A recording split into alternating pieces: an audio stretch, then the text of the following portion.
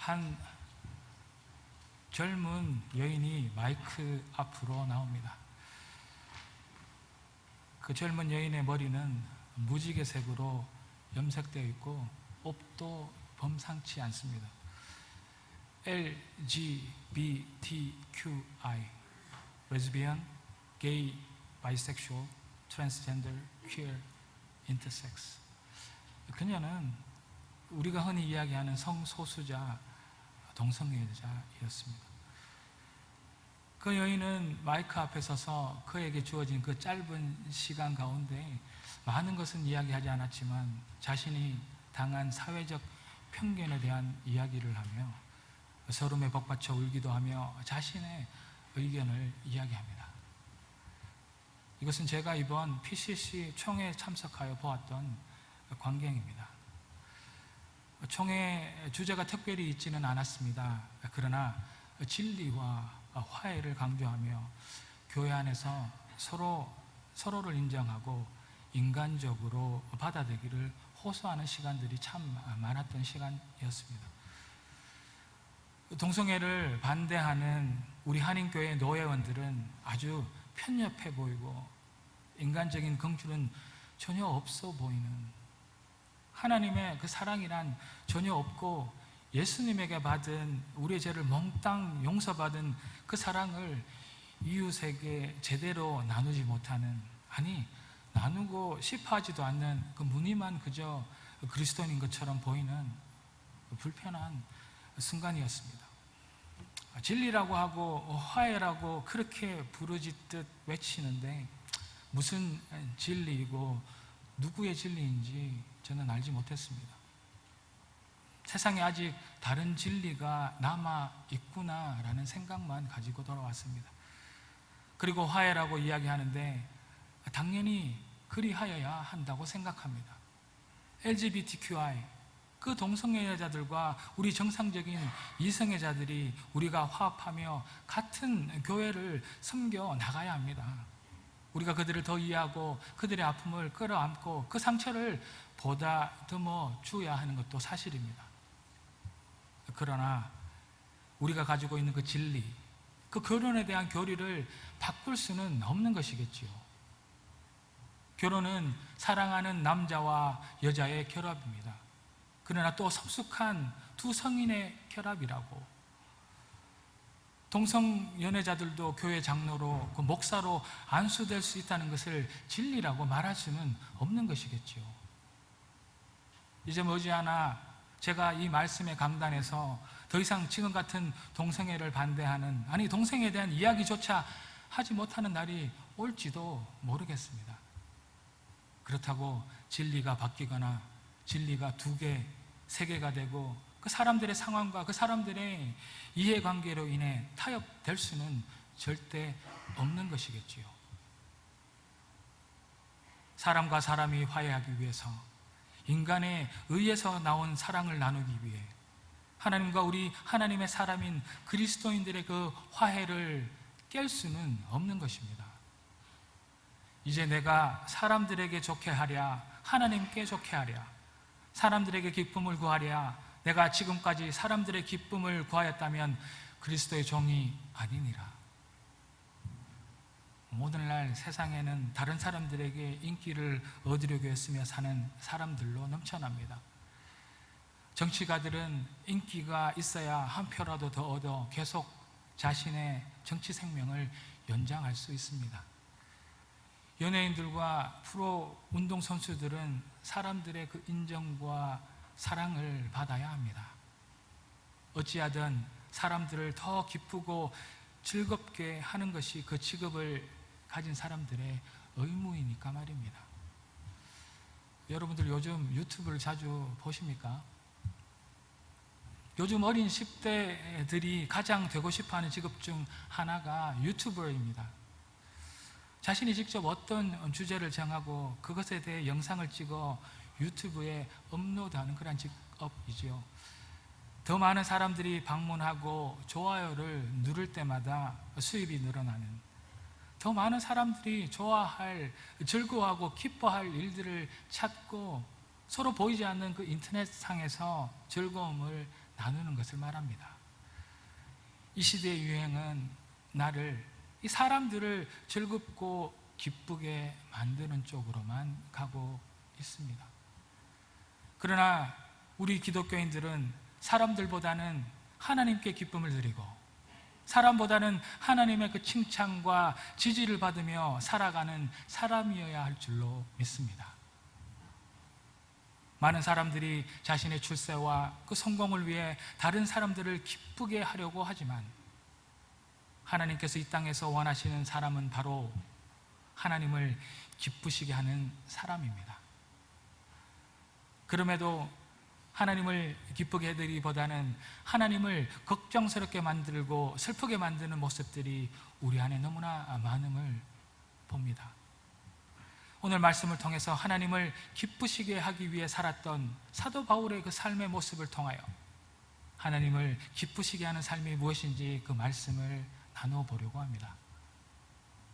그 첫 번째로 오늘 본문 4절을 보면 복음을 위탁받았으니 우리가 이와 같이 말함은 사람을 기쁘게 하려 함이 아니요 오직 하나님을 기쁘시게 하려 함이라.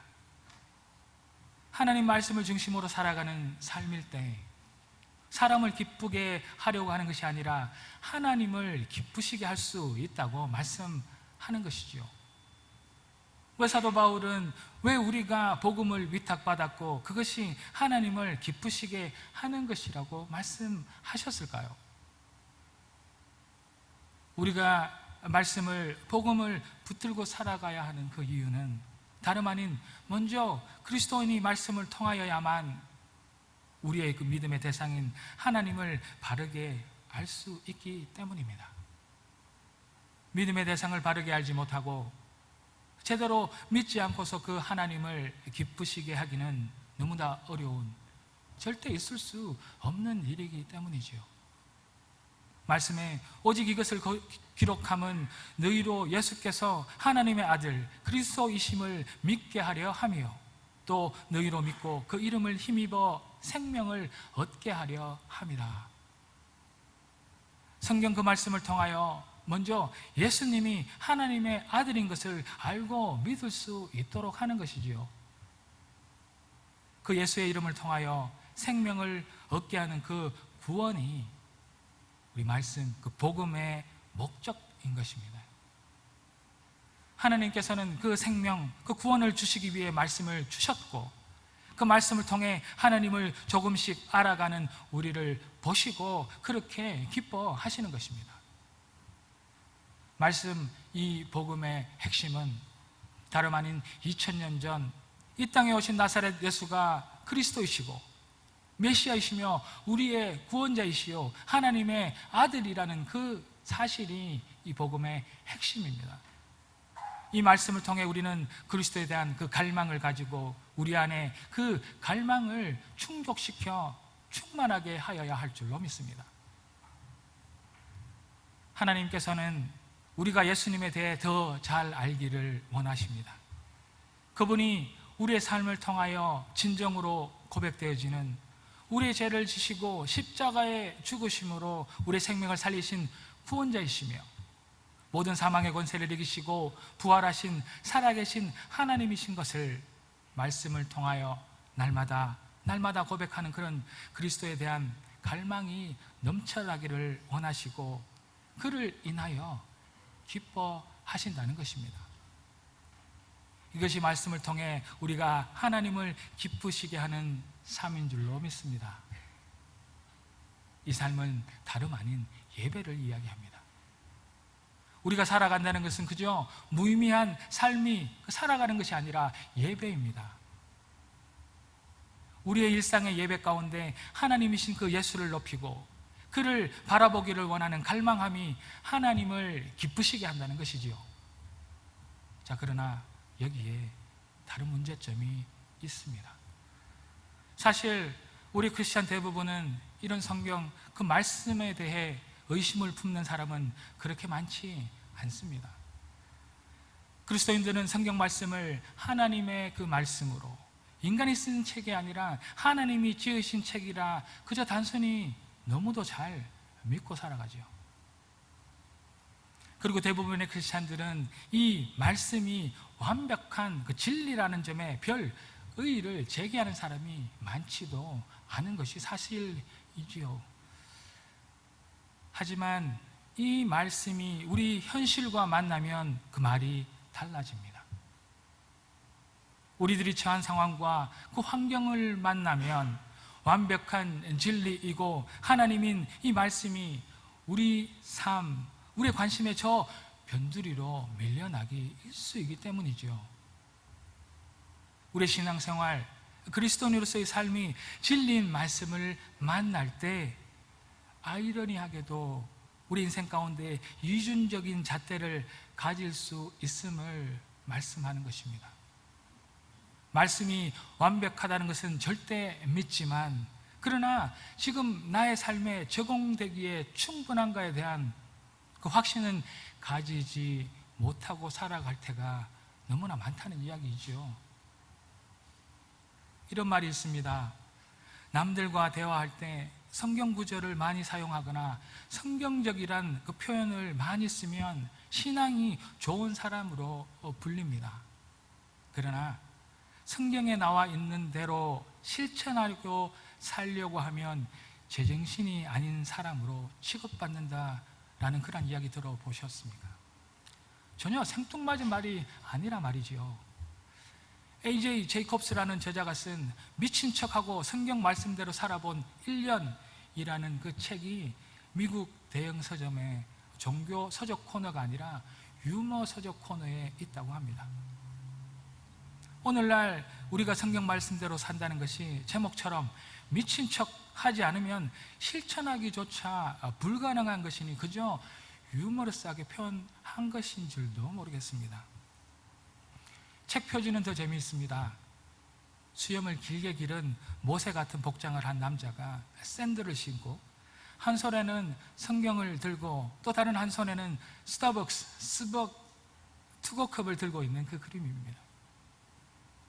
물질이 하나님의 것이란 말씀에 절대 동의하고 인정하지만 우리가 가진 그 물질이 하나님 앞에 진정한 예물로 드려져야 할 그 순간, 거짓말하지 않는 것이 성경 말씀뿐만 아니라 도덕적으로도 너무 당연하여 그 사실을 인정하고 동의하지만 내 삶의 작은 이익과 만나게 될 그 순간, 항상 감사하며 사는 것이 말씀에 수도 없이 나오므로 그 말씀에 때때로 은혜 받고 눈물로 감사하지만 내 삶에서 고통이 넘쳐나고 가난이 나를 힘들게 하며 눈물을 흘릴 수밖에 없는 그런 상황을 내가 직접 만날 그때 이 말씀대로 사는 것은 미친 짓이 될 수도 있다는 이야기입니다. 달라스 월라드 목사는 그가 쓴 책 잊혀진 제자도에서 오늘날 예수 그리스도의 삶을, 그 말씀을 따르는 것에, 그것에서는 관심이 없고 오직 예수의 피에만 관심이 있는 그리스도인들로 교회가 넘쳐난다. 나는 그들을 뱀파이어 그리스도인이라고 부른다라고 이야기합니다. 실천은 온데간데 없고 예수천당 불신 지옥만 노래하는 그리스도인들을 그는 흡혈귀라 극단적으로 표현해 버린 것이지만 우리가 간과할 수는 없는 이야기지요. 애석하게도 하나님을 믿는다고 하면서도 정작 그분의 말씀이 지금 이 시대에 나의 삶에 맞지 않는다고 생각하는 사람들이 얼마나 많은지 모릅니다. 에모리 대학의 루크 티모시 교수는 앞서 제가 말씀드린 동성애를 이렇게 이야기합니다. 분명히 말하건대 동성결혼을 거룩하고도 선하다고 인정하는 것은 성경의 분명한 명령을 거부하고 다른 권위를 믿는 것이다. 바로 우리 자신의 경험, 의의를 더 믿는 것이다. 성경을 믿는다고 하면서 실제적인 삶의 문제에서는 상식에서, 세상의 지혜에서 그 답을 찾으려고 애쓰고 노력하는 우리네 인생이지요. 알지, 그렇지만 알지, 그런데 내 현실은 이라고 이야기해버립니다. 하나님을 기쁘시게 하기 위해 말씀이 예수 그리스도인 것을 믿고 그 말씀을 중심으로 살아가지 못하게 하는 우리의 가장 큰 적은 바로 우리 자신이라는 그 사실들을 잊지 마십시오. 오직 성경, 오직 말씀을 이론적으로는 믿지만 실제 삶에서는 성경을 한쪽 구석으로 내팽개친 채 오직 문화, 오직 현실, 오직 세대라고 외치는 우리 자신입니다. 성경을 내던진 크리스찬은 세상을 변화시킬 능력이 당연히 없습니다. 그리고 내 삶을 변화시킬 수도 없으며 하나님을 기쁘시게 할 수는 더더욱 없다는 이야기입니다.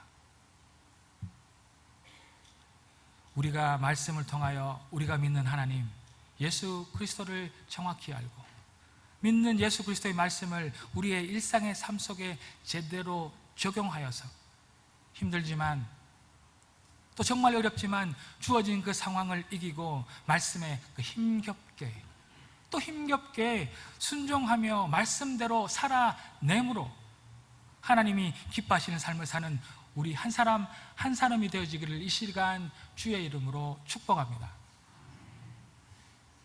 그리고 하나님이 기쁘시게 하는 삶을 살아가는 다른 삶은 사랑으로 살아가는 삶을 이야기합니다. 오늘 본문 8절에 우리가 이같이 너희를 사모하여 하나님의 복음뿐 아니라 우리의 목숨까지도 너희에게 주기를 기뻐함은 너희가 우리의 사랑하는 자가 됨이라 라고 이야기하죠. 하나님을 기쁘시게 할 그 복음은 다름 아닌 사랑 안에서만 가능하다는 이야기입니다. 우리가 우리 자신의 삶을 바라보고 점검할 때 우리가 복음, 그 말씀으로 하루하루 살아가고 있는지 내 자신을 비추어 점검하기 위해서 우리 안에 그 사랑의 열매를 보아야 한다는 이야기입니다. 우리 그리스도인들이 구원받는데 믿음은 필수라고 생각합니다. 그러나 사랑은 어찌 보면 선택의 문제 정도로 생각할 때가 너무나 많죠. 우리가 이 세상을 살아갈 때는 그저 이 세상 사람처럼 이 세상 사람과 똑같이 살아가다가 죽을 때 갑자기 하나님의 백성, 천국 백성으로 변화되어지고 우리가 천국으로 들어가는 것은 아니지요. 하나님의 나라 백성, 그 그리스도인들은 이 땅에 살면서도 하나님 나라 그 백성으로 살아가는 것입니다. 진실로 복음이신 예수님을 믿는 우리는 사랑의 사람이 되어야 할 줄로 믿습니다. 사랑하고 서로 용납하며 용서하는 그 믿음을 가진 사람이, 그 사람만이 하나님을 기쁘시게 할 수 있다는 이야기입니다. 십자가의 복음에 대한 지식만 가진 사랑 없는 그리스도인이 아니라 하나님과 인격적으로 만남으로 그 사랑으로 이 땅을 살아내는 우리 모두이기를 소망합니다. 사랑이란 그 사전적인 뜻은 어떤 사람이나 대상을 아끼고 소중히 여기거나 즐기는 마음이라고 나와 있습니다. 사랑은 혼자 하는 것이 아니라 상대가 필요하다는 이야기지요. 사랑은 상대방의 기쁨과 행복을 자신의 기쁨으로 누리는 그런 고급진 그런 삶을 이야기합니다. 그래서 사랑은 받는 것이 아니라 그 주는 것을 전제로 합니다. 내 것을 상대에게 아낌없이 줌으로 상대의 기쁨과 행복을 같이 누리는 그 사람의 원형은 다름 아닌 주 예수 그리스도이십니다. 자신의 행복이나 자신의 유익이 아닌 다른 사람을 위한 삶을 이야기하지요. 저는 이 말씀을 준비하며 제가 얼마나 모자란 부모인지 새삼 느끼고 제 아이들에게 부끄러워했습니다. 제가 청소년부를 섬길 때였습니다. 저는 농담 반 진담 반으로 그 10대 아이들을 짐승이라 표현했습니다. 그러나 그 10대 사춘기 아이들을 사람이 아닌 짐승으로 만들어버리는 것이 또한 부모, 어른들, 우리들의 모습이란 생각을 이제서야 할 수 있게 되었습니다. 이제 제 아이들도 10대들이 되었습니다. 그 중에 첫째 아들이 이제 여름이 되면 저희 동네 몇몇 집의 잔디를 깎아주고 용돈을 번답니다. 이제 3년째입니다. 기특하지요. 이제 잔디 깎는 시즌이 시작되어질 때 아들이 저에게 이렇게 이야기를 했습니다. 아빠, 올해 잔디 깎는 돈으로 내가 하고 싶은 것, 내가 사고 싶은 것 사도 돼? 제가 어떻게 이야기했겠습니까? 당연하지. 네가 번 돈이 네가 써. 이제 여름이 끝나고 죽도록 그 용돈을 모은 제 아들, 그 고생해서 번 돈을 몽땅 투자해서 최신 아이폰을 사겠다 합니다. 1,000불이 넘는 그 돈을 다 투자하겠다는 말에 저와 제 아내는 펄쩍 뛰면서 지금 폰도 쓸만한데 올해만 더 써라, 돈을 아껴라, 온갖 충고와 잔소리로 제 아들의 그 1년의 그 의지를 여지없이 꺾어버렸습니다. 사랑은 상대방의 행복 속에서 내 행복을 찾는 것이라 이렇게 멋지게 말하면서, 상대방 아들이 행복해야 내가 행복하고 상대방이 기뻐야 내가 기쁜 것이라고 말하지만 정작 현실에서는 내가 하고 싶은 방법, 내가 하고 싶은 마음대로 사랑하고 있는 저를 발견했습니다. 이런 도대체 어떻게 저런 생각을 하는지 난 도무지 이해할 수가 없어 라고 이야기하는 그 저를 발견했답니다. 사실은 그 10대 아이들이 짐승이어서가 아니라 제가 그 아이들을 제대로 이해하지 못하고 그 짐승으로 만들어버리며 사춘기 반항아로 만들어버렸던 것이죠. 사랑이라 말하면서 말입니다. 물론 1,000불이 넘는 그 최신 아이폰을 바꾸겠다는 그 아이들을 지금도 저는 이해할 수 없습니다. 아마도 평생 이해하지 못할지도 모르겠습니다.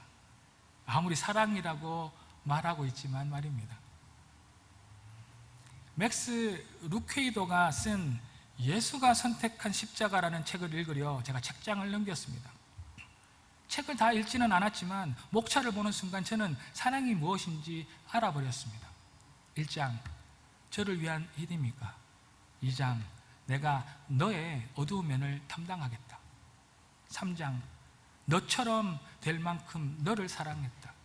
4장, 너를 용서한다. 5장, 너의 언어로 말하겠다. 6장, 너에게 선택권을 주겠다.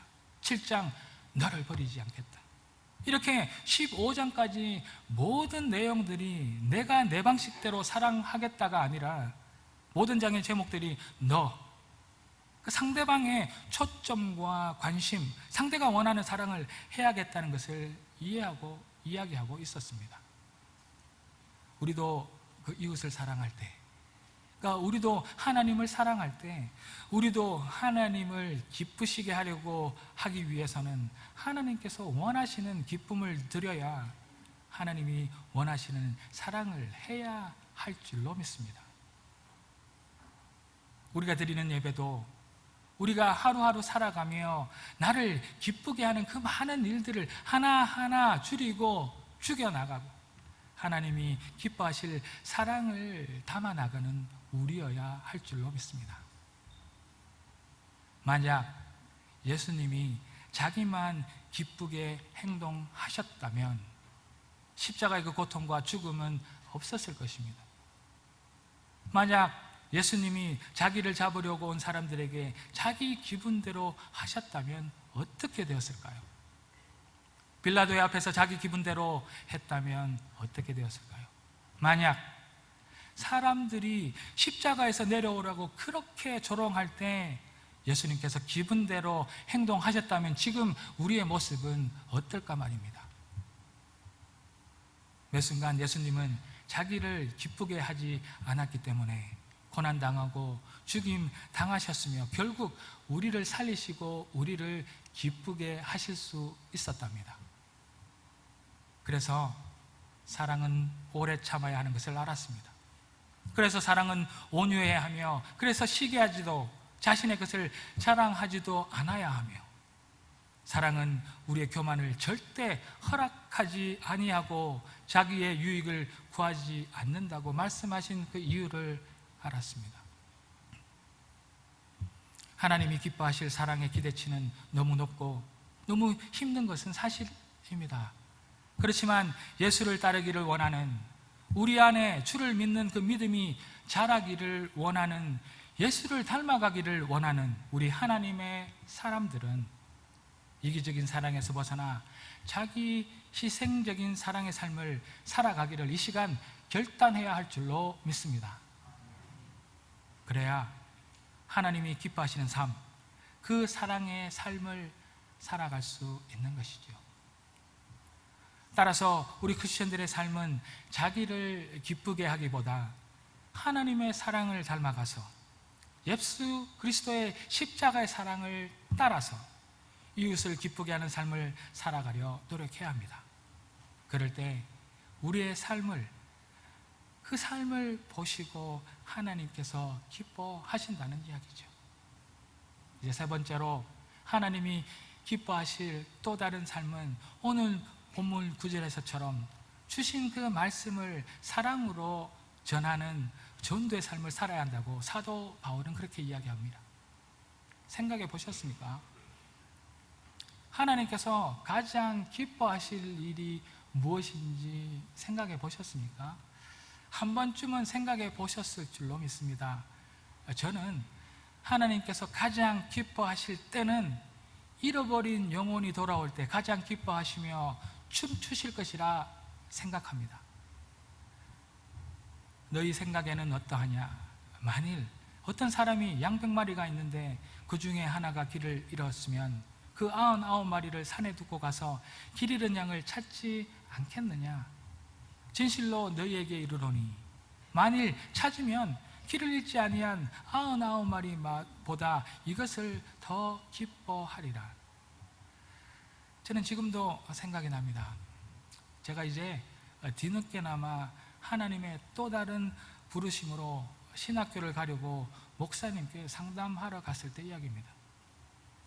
그 첫 마디 말씀이 너 진짜 생명 살리고 싶니? 라는 질문이셨습니다. 그 질문에 저는 당연히 네, 당연히 그렇습니다 라고 대답했었습니다. 그러나 지금 생각해보면 그 생명 살리고 싶다라는 그 말, 그 마음이 얼마나 하나님을 기쁘시게 했을까요? 그 마음을 가진 것을 보고 하나님께서 얼마나 대견해 하셨을까 이제야 알겠습니다. 우리의 생명을 살리기 위해서는 먼저 내가 목자를 잃어버린 양임을 인정하여야 합니다.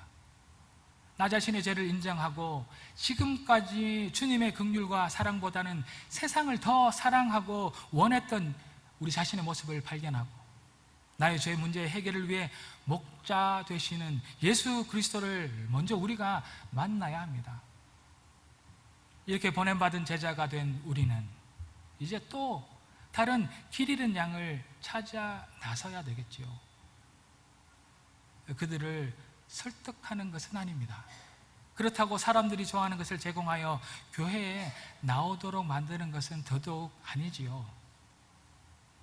철저히 우리 모두가 죄 아래 있음을 선포하고 복음, 그 예수 그리스도는 우리를 세상에서 잘 살게 도움을 주는 것이 아니라 오히려 흐르는 강물을 거꾸로 거슬러 오르는 연어처럼 세상의 거센 물결에 맞서 많은 어려움을 만나게 될 것이지만 결국에는 예수님으로 인해 생명을 살리우게 됨을 세상에 담대히 선포하는 우리여야 함을 사도 바울은 지금 이렇게 말씀하고 계시는 것입니다.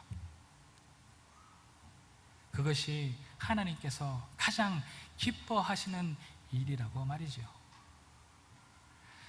하나님께서는 이 세상에 버려진 수많은 영혼, 가난한 영혼, 외롭고 고독한 영혼, 죽어가는 영혼을 돌보고 사랑하라고 우리에게 그 시간과 또 돈과 건강과 이 많은 모든 것들을 허락하셨다는 그 사실들을 잊지 않는 우리여야 합니다. 한 젊은이가 해변을 걷다가 물 밖으로 밀려나온 불가사리를 줍는 노인을 보았습니다. 가까이 가보니 그 노인은 불가사리들을 일일이 바다로 되돌리고 있었습니다. 젊은이는 노인에 다가가 왜 불가사리를 바다로 던지고 계세요? 라고 물었지요. 노인은 안 그러면 이 불가사들이 죽어 라고 대답합니다. 젊은이는 하지만 이 세상에는 수천 개의 해안에 수많은 불가사리들이 있어요. 그것들을 할아버지가 다 살릴 수는 없지 않아요? 그래봤자 아무 도움이 안 되지 않을까요? 노인은 허리를 숙여 한 마리의 불가사리를 집어들며 담담하게 대답합니다. 그래도 이 한 마리는 살릴 수 있잖아. 우리가 이 세상을 다 구할 수는 없습니다. 하지만 나와 인연이 다 만나는 그 소중한 한 영혼에게만은 생명을 전할 수 있음을 잊지 않는 저와 여러분들 되기를 주의 이름으로 축복합니다. 이 잃어버린 한 영혼에게 예수에게 생명이 있음을 담대히 선포할 때 하나님께서 우리를 통하여 그 기쁨을 감추지 못하실 것입니다. 그런데 여러분, 하나님께서 이 전도보다 더 기뻐할 일이 있는데 그것이 무엇인지 아시나요? 하나님이 전도를 기뻐하시지만 그보다 더 기뻐하시는 것이 여러분이십니다. 하나님께서 전도를 기뻐하시지만 더 기뻐하시는 것이 저라 말입니다. 오늘 본문 19절과 20절에 우리의 소망이나 기쁨이나 자랑의 면류관이 무엇이냐? 그가 강림하실 때 우리 주 예수 앞에 너희가 아니냐? 너희는 우리의 영광이요 기쁨이니라. 아멘. 하나님께서는 다른 무엇보다도 우리 한 사람 한 사람이 하나님의 영광이고 기쁨이라고 말씀하고 계십니다. 우리가 말씀의 중심의 삶을 이 세상 가운데 살아가려고 노력해야 합니다. 또 우리가 나 자신만을 사랑하는 것이 아니라 다른 사람을 하나님을 더 사랑하고 기뻐하려 최선 다하며 살아가야 합니다. 그 사랑으로 길 잃은 양을 찾아 나서야 하지만 하나님은 우리를 그러한 모습 때문만이 아니라 그러한 노력 때문만이 아니라 우리가 그의 아들이고 딸이기 때문에 그 이유 하나로 이미 기뻐하고 계신단 말이죠. 부모된 우리가 내가 내 몸으로 낳은 딸과 아들을 볼 때 그 어떤 이유 때문이 아니라 사랑하고 아끼고 또 그 작은 귀여운 몸놀림 하나하나에 기뻐하는 것이 아니라 나의 딸, 나의 아들이기 때문에 그 이유 하나만으로 사랑하고 기뻐하는 것처럼 우리 아버지도 우리를 보고 그렇게 지금 흐뭇해하시고 기뻐하고 계신단 말이죠. 하나님의 기쁨이 우리 한 사람 한 사람마다 있음을 잊지 않아서 일상의 삶 가운데 말씀을 부둥켜 안고 이웃을 내 몸처럼 사랑하려 힘써 그 생명 살리는 주의 일에 최선을 다하는 하나님만 기쁘시게 하는 우리 모두이기를 이 시간 간절히 소망합니다. 잊지 말 것은 우리가 아버지 앞에서만 있으면 하나님께서 기뻐하실 것이라는 그 사실들을 절대 잊지 않는 하나님을 우리 자체로 기쁘시게 하는 우리 모두가 되어지기를 이 시간 주의 이름으로 축복합니다. 기도하겠습니다. 할렐루야. 하나님을 찬양합니다. 하나님, 이 시간 주만 기쁘시게 하는 저희들이 되게 도와주시옵소서. 말씀으로 또 사랑으로 또 다른 생명 살리는 일들로 주를 기뻐하게 만드는 저희들이 되어지며 또한 이미 그러한 이유들이 아니라 저희들을 사랑하고 계시고 기뻐하고 계시다는 그 사실들을 잊지 않는 하나님의 귀한 사람들이 다 되어질 수 있도록 이 시간 축복하여 주시기를 소망합니다. 할렐루야. 감사드리며 이 모든 말씀 살아계신 예수 그리스도 이름으로 기도 올리옵나이다.